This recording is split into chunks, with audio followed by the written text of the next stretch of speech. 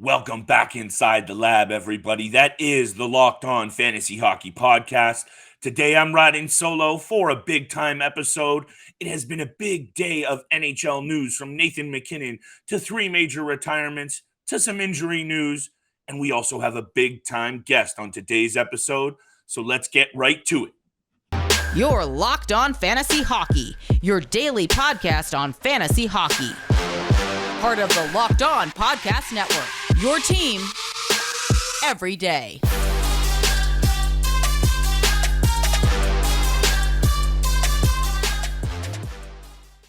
You heard the music, and you know what time it is. It is time for the Locked On Fantasy Hockey Podcast, Wednesday edition, which is a jam-packed episode, people. Thank you for being here, and thank you so much for making us your first listen every single day. We appreciate that love, and we see you out there. So thank you so much for that support and for always subscribing, following, and dropping us some feedback. If you're feeling what you're hearing, head out there and please do that for us. Thank you for being here. Like I said, I am fired up for today's episode, as always, people. There's lots of news going on in the NHL. I'm going to break that down from a fantasy perspective. Three big-time retirements from three pillars of the Blue Lines in the NHL over the past few seasons. Keith Yandle, Zdeno, Chara for many seasons. PK Subban as well, 13th-season veteran in the NHL, all retiring on the same day. Some NHL news out of Philadelphia. Sean Couturier seems to be continuing to deal with a bad back, re-aggravated in off-season training. We'll talk about that impact very quickly. Getting to our big-time guest as well, Ailish Forfar from Sportsnet Fan 590 morning show, 6 a.m. to 10 a.m. every day. She is the co-host. She is on today's episode. That's coming up. But I also need to talk about Nathan MacKinnon just securing the bag, becoming the highest paid player in the NHL with this reported deal that will kick in the 2023-24 season.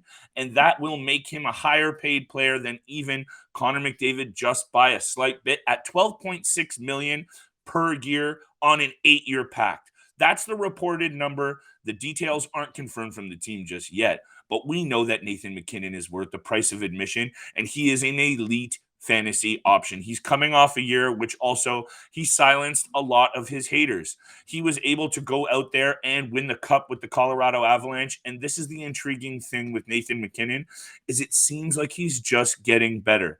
Now, the Colorado Avalanche obviously lose Nazem Kadri. That is more than just a 90-point player. Yes, we know Nazem Kadri can bring that offensive talent. He is a glue guy that really does a lot more than just put up points. So it'll be interesting to see if some of these players that we've talked about in Colorado around Nathan MacKinnon, Alex Newhooks of the world, even the Arturi Lekkonens and some of these peripheral pieces, can they step up and produce more in that void that Nas is going to have left behind? What's clear, though, is the brass in Colorado is full all in on Nathan MacKinnon. Right after Connor McDavid, Auston Matthews, Leon Draisaitl, maybe Kirill Kaprizov this year I have high expectations for, but I don't think I'd even take him ahead of Nathan MacKinnon. Nathan MacKinnon is a top 5 fantasy option, and one that if you have an option to snag him in one of those top few draft pick selections, he is going to be another stud. This guy has 100-point potential every single season, and I really do think you are just starting to see him scratch the surface of what he can do. Play end-to-end, one of the best skaters in the game, and does make his teammates better. We know what he did with Mikko Rantanen and Gabriel Landeskog on that top line last year, and I think we're going to see more of the same. And like I said, 8-year deal. He is staying in Colorado. This deal kicks in next season, and it will make him the highest paid player in the NHL, and he deserves it. So we'll see what happens from his Colorado Avalanche this year, though. A lot of people may be expecting a little bit of a regression. They move out Darcy Kemper. They're going to go with the Georgiev-Francouz combination, which we have talked about at length. Those are obviously because of how good Colorado is still going to be, regardless of if they hit, that 110-point-ish plateau or not. Those two goalies are still going to get a lot of looks. So I wanted to just quickly talk about the Colorado Avalanche there, Nathan MacKinnon and otherwise. but I got to show some love to the 3 D-men that retired today. And I know this is not so much fantasy, which we will get to Sean Couturier's injury impact, because I want to talk about the Flyers very quickly. Ailish Forfar is coming up after the break. We're going to be talking about all things Battle of Alberta, Battle of Ontario, her predictions, some big-time bets, her fantasy experience. Lots more coming up on today's episode, so make sure you stay tuned for that. But straight up, Zdeno Chara, 45-year-old, retires today, or yesterday, sorry. 24 seasons, 680 points in the NHL, and 1,680 regular season games at the position. The most ever by any other player. Like, seriously, hats off to a true professional. Zdeno Chara has been a face on NHL blue lines for literally as long as I can remember. And for a guy who's my age, early 30s, tip in the hand here, people, don't hate.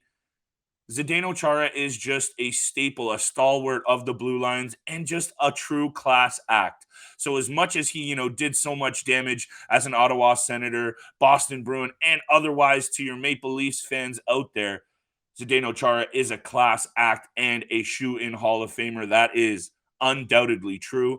And it's just kind of an interesting day, people. An interesting day where 3 D-men retire. We know Keith Yandle and PK Subban and Zdeno Chara really at the very fringe, at the very edges of maybe being relevant in deep fantasy formats. That's not the point of just bringing up this, because Yandle also 16 seasons in the NHL. He had the Ironman consecutive game streak go for 965 games. Seriously impressive stuff. PK Subban, a former Norris Trophy, 2017 Cup final with the Predators, parts of some good teams in Montreal, some good teams in Nashville. And, at the end of the day, it's just kind of sad to see these guys go. And nice for Chara to retire. But it's not, PK is going out kind of with a whimper. And there was some rumors, circling around. We even talked to Justin Pooney of Locked On Canucks, saying that the Canucks might have been a team to take a shot on a PTO on Subban. There were some other teams sniffing around the PTO barrel on PK as well. He retires, 33-year-old defenseman, 13 years in the NHL. Like I said, Norris Trophy, King Clancy Memorial Trophy. He is also a good Toronto boy, so shout out to PK Subban. Shout out to Keith Yandle and Zdeno Chara. Gotta just show that love very quickly, because this is a hockey show, people. And even though they're on the edge of the fringe of fantasy relevancy, I still had to give that love. Now, Sean Couturier, very quickly here, before we got a big-time guest coming up with Ailish. He has now been dealing with back injuries for the past number of seasons.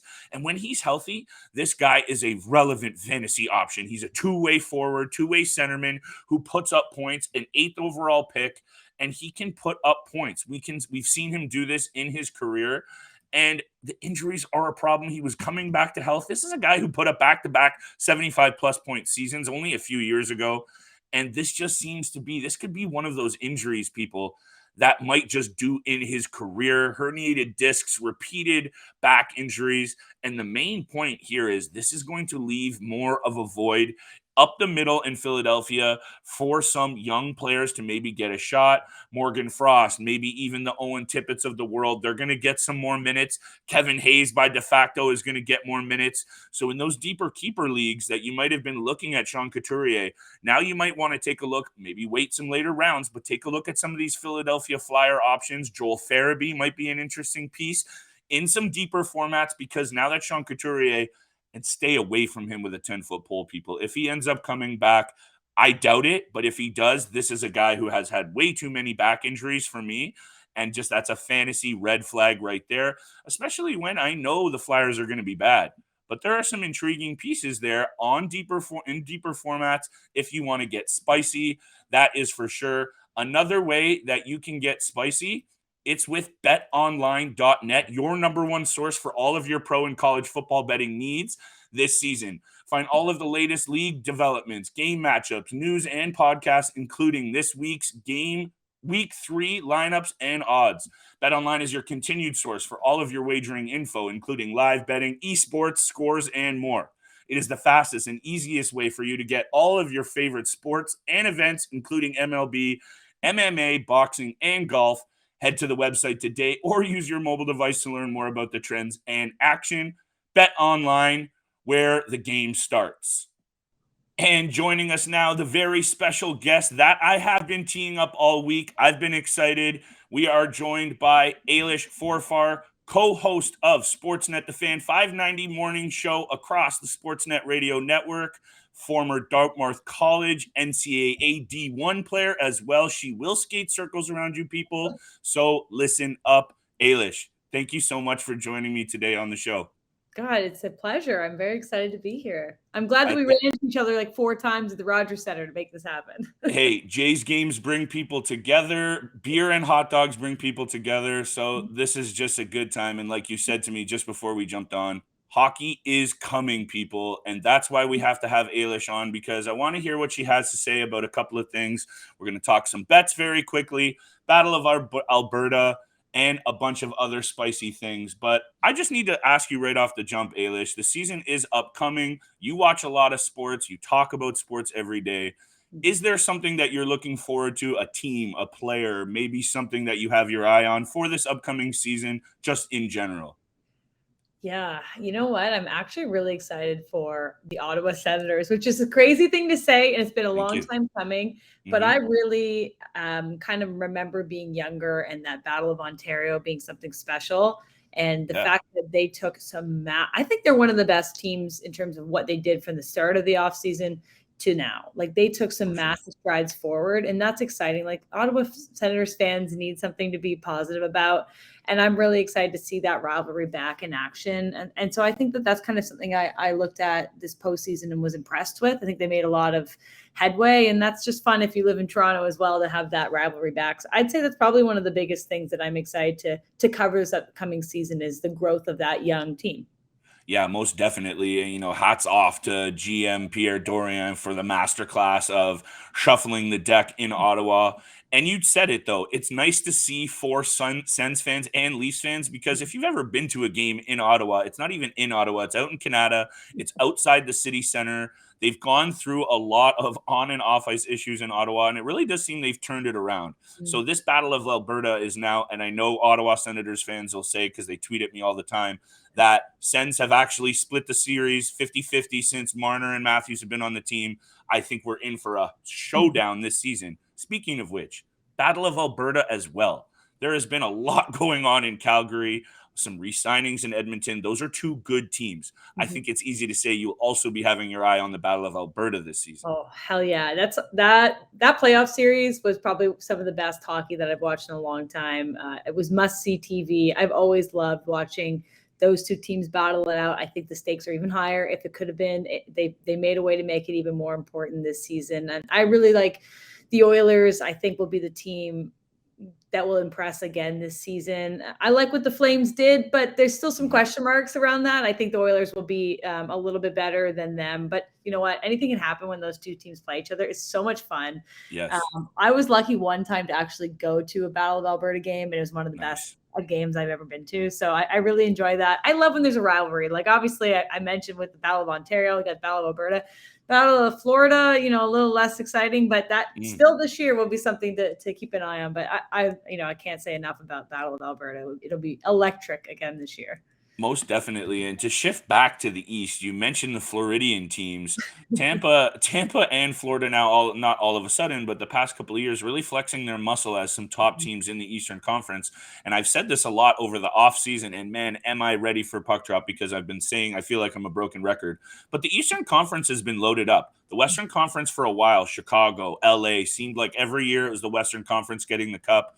Now I feel, even though the Avs had it last year, I feel like the East is going to be a lot better. And I want to switch back there and talk about the Toronto Maple Leafs very quickly. We have to, Ailish. Appreciate you coming on. By the way, if you're on Twitter, please go out, check out Ailish. She is a solid follow for that content, and we're going to talk bets coming up. She always has some betting angle as well. So, Auston Matthews, I need to ask you about. Absolute stud, obviously. Rounded out his overall game last year, starting to play more of a two-way game, both ends of the ice. Can he be even better this year? I don't see why not. And that's crazy to say, but I don't have concerns about fatigue. He's so young. I don't have concerns about injury, knock on wood. He's been a guy that's been pretty steady throughout the lineup.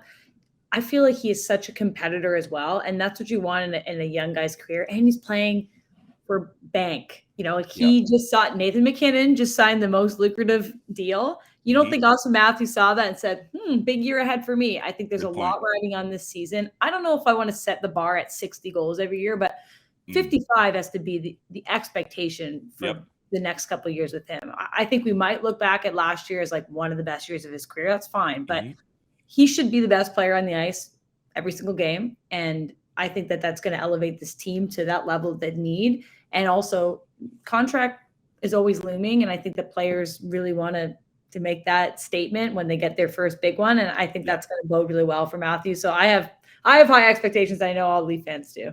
I really do think too, this season, everyone's talked at length about Matt Murray, Ilya Samsonov, and the shakeup in the cage and how that's going to go or how well it won't go. But I really do think it's Auston Matthews is going to have to carry this team. This team will go as far as he takes them this year. He's that kind of star. I want to talk about two other major stars that are starting to fade a little bit in Alex Ovechkin and Sidney Crosby. And I know I'm going to take some hate from saying that, but that's just how good they've been over their careers. And I talked about faces of the NHL before you came on, Zdeno, Chara being one of those for blue liners over the past 2 decades. Crosby and Ovechkin have been the face of the NHL. And I want your take on, do you think we finally start to see a serious regression from those players, and meaning those two teams as well? Because the Penguins and the Capitals have been at the top of the Eastern Conference for a number of years. And I think we start to see some regression from both those teams and players. But I want to get your take on that very quickly. Hard to say because they're legends and I love both of their styles of play. And obviously Crosby as a Canadian, I have a lot of fond memories, but even him last week, I think he was on 32 Thoughts podcast and he was like, you know what, I'm kind of just looking at these 3 years and I'm not thinking about the longevity after that. And that actually really hurt to hear because I thought, wow, there's going to be a future without Sidney Crosby. I have no doubt that he will continue to be an impact player for these next 3 years. The team as a whole and the Capital as a whole, I feel a little bit less confident in. It's just an aging core, and they've had that playoff bubble. They've had that playoff success. Yes. It's tough to continue to be in that conversation without making some drastic moves. Actually, the Capitals are plus money to miss the playoffs, and I had my eyes on that a little bit. I don't know. The only thing that keeps me a little confident is Ovi chasing this incredible record, and I think that him as well, competitor, never going to let his foot off the gas. That guy's going to be playing until he can't walk. So I see it on both perspectives. I think my confidence level in those teams has definitely gone down because other teams have continued to elevate too. And you have to keep that in mind. Like there's some really young, hungry teams on the East Coast here. And I just don't see the same type of youth and vibrance in those two, unfortunately. No, I hear you. The New York Rangers and Carolina Hurricanes are going to be two very difficult teams to beat in the Metro, just in the Metro. So I think I hear you and agree with you 100%. I have a couple more questions for Ailish. She's going to stick around for a few more minutes right around the break. She will be back. We're going to talk bets very quickly. I'm going to ask her about the Jake Virtanen PTO with the Oilers. That's a bit of a spicy move from the Oilers. I want her take on that and a few more questions right around the break. But thank you for making us your first listen every single day. And thank you for tuning in to the Locked On Fantasy Hockey Podcast. We are free and available across all platforms. You find your favorite and hottest content. And thank you so much for that love and support. Ailish, let's continue this conversation, my friend. I appreciate you being here. Thank you for the time today. Like I said, make sure you go and check out Ailish on Twitter. Do not slip or sleep on that. Now, it's time to get serious here, Ailish. I want to get to bets, but on a more serious note, this Jake Virtanen thing, it kind of rubbed me the wrong way a little bit. I know the clause against him was dismissed. It just doesn't feel right when these kinds of allegations come out against a player and then right away he's getting another chance at his career. I want your take on this. I think it's a bold move from the Oilers, one that they just also don't need to make when they're so loaded with forward talent, but I want your take on that. Yeah, I mean, I couldn't say more how disappointing it is as a hockey fan to see multiple times after another players get continued opportunities at this highest level with things that in their past that aren't just blips or aren't just small things to pass over. These are serious allegations. And think about all the hockey fans that feel alienated from being a fan of this team, of this organization, of this league, we always try to champion hockey's for everyone and like, let's change the way that this game is viewed. And then this happens. And, you know, what's going on with Hockey Canada alone has already upset so many players. And like, do I want to put my kid in hockey? I don't know. Seeing all this, like, you continue to see players get opportunities to make millions of dollars and to play a sport that is full of privilege. And for somebody to get that opportunity again, especially so quick after what's happened, no time for growth, no time for reflection. It's really disappointing. It really, to me, just is like, I don't know. I don't know how I would respect being a fan of that organization right now when that happens. It's pretty despicable, honestly. It really makes me upset, and I am hopefully in line with how a lot of people feel as well.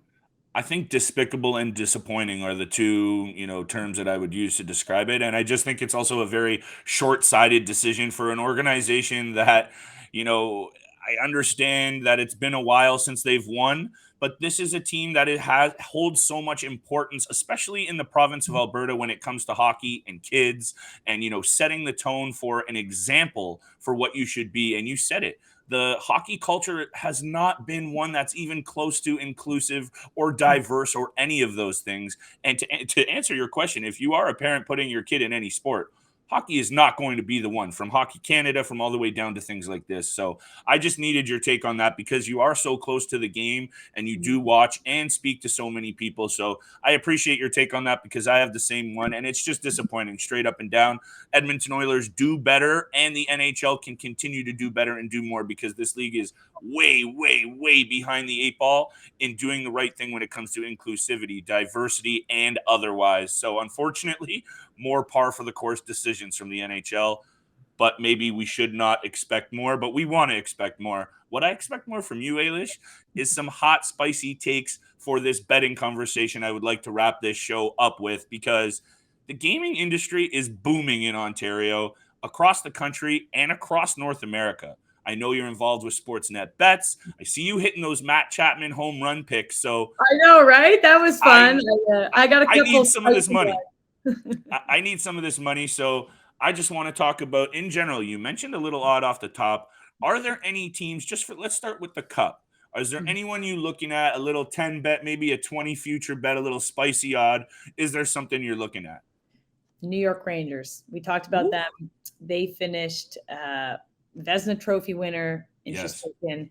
They made it to the Eastern Conference Final. And I think they have like the 8th best Stanley Cup odds. The Vegas Golden Knights, like, they lost Pacioretty and Robin Lehner now, and they have better odds than the Rangers. The Rangers are young. They have some superstars on their team. They have that kid line. Like, they're a really fun team to watch as well. They got some UFAs in the offseason as well. I really think that they could be a sneaky team to at least root for. And then in line with that, Adam Fox to be a player that gets some hardware as well. Yes. To win the Norris. I think he's a couple of people back, maybe plus 850, but Makar and Roman Yossi and Hedman, I think, are above him. They've played so much hockey in the last couple of years. I really think there could be voter fatigue and player fatigue. And if I think the Rangers are going to be as good as they could be, and Luke and I almost said Luke Fox. Sports has Luke Fox. Hey, Luke Fox, go follow Luke Fox. Figure that out, if he's going to be, top 3D in scoring, I really like that pick as some, Rangers storylines. Yeah, most definitely. His odds for the Norris Trophy will be juicy as well. He'll be in that mix. There's a lot to like about what's going on with the New York Rangers.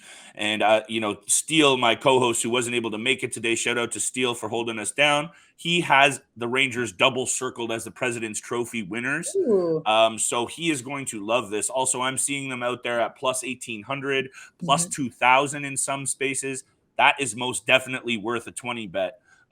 Maybe even a little bit more if you're feeling, hey, you got some Matt Chapman money in your pocket. So you might be getting out here and getting spicy. I'm going to leave you with this. And again, thank you for jumping on today, Ailish. I appreciate it. I've been looking at the Nashville Predators at plus 3,500 a lot. And I understand the Western Conference has the reigning Cup champion in it. But after those top 3 or 4 teams, the bottom of the West is pretty wide open. That makes me think that if the Nashville Predators didn't have Connor Ingram, their third-string goalie last year, and Colorado in the first round, they may have been making some noise. So I think that little addition of Nino Niederreiter, a healthy UC Saros, I'm looking at the Nashville Predators plus 3,500. Maybe not a 30 or 40 bet, but they'll get a 20 unless I hit a Matt Chapman prop tonight. We'll see. Can I give you one from the West Coast that I like too? 100%. Hit me. I love the LA Kings this year. I think that they've been following the Joe Sakic, Rob Blake they've been sharing a mind for a little while. I think he's been getting some savvy vets. They have young talent as well. Honestly, I think that they could be a sleeper pick, maybe not for the cup, but at least to like really be competitive, win a division. Like I think that they will be a really fun team to watch as well. I don't know. I like the vibe around the Kings. And then obviously Oilers, I think like you can't argue against. Look how far they got with 40-year-old washed up Mike Smith. Yes. I never really bet against them, but I got some feelers out. I really like those two teams. And obviously the Rangers on the side and Toronto Maple Leafs, of course. Okay. You know what? If I was picking one team for the top odds out of the Western Conference, that wasn't the Colorado Avalanche, because that's not worth it in my opinion at plus 380, plus 400. Plus 1,600 for the Oilers. They're going to make some noise. Like you said, Jack Campbell is a huge improvement. Can he get it done in the playoffs? He now has the two best players up front playing for him, a developing Evan Bouchard, Darnell Nurse. Those are all interesting fantasy pieces. This has been an interesting piece of content for all the listeners out there, especially because we've been joined by the extra special guest, Ailish Forfar of Sportsnet, the Fan 590's morning show. Make sure you check her out across all platforms. You can find your favorite content. Thank you for being here, Ailish. I appreciate you. Of course. Thanks so much. Looking forward to cashing all of these bets. Okay. Hey, that is going to happen. And make your second listen, the Locked On NHL show. Daily experts give you 30-minute podcasts on all your favorite things. So make sure you check that out too, guys. Have a good one and good luck with all your bets out there.